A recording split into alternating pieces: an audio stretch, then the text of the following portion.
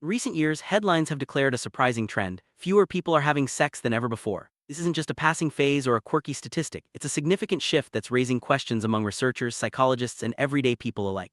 Why is this happening, and what does it mean for our society, relationships, and personal well-being? In this video, we'll explore the reasons behind the decline in sexual activity, examine its broader implications, and consider why this trend matters more than you might think. Let's start by understanding just how widespread this phenomenon really is.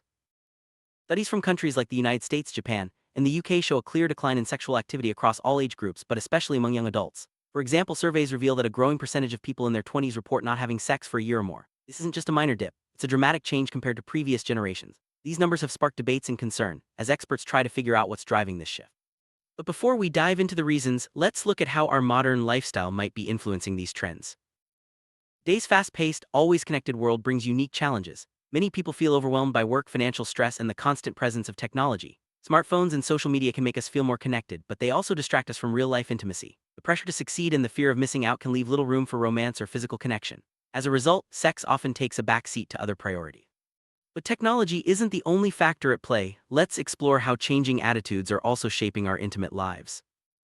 Attitudes towards sex and relationships have evolved dramatically. Many people now prioritize personal growth, career, and friendships over traditional romantic relationships. There's also less stigma around being single or choosing not to have sex. For some, this is empowering, allowing them to focus on what truly matters to them. However, these changing values can also lead to less motivation to seek out or maintain sexual relationships.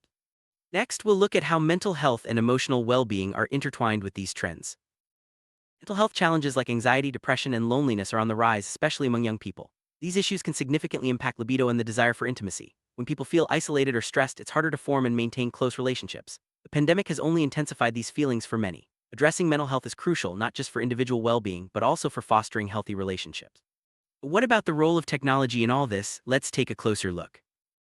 Technology has revolutionized how we connect, but it's also changed how we approach intimacy. Dating apps make it easier to meet new people, yet many users report feeling more disconnected and frustrated.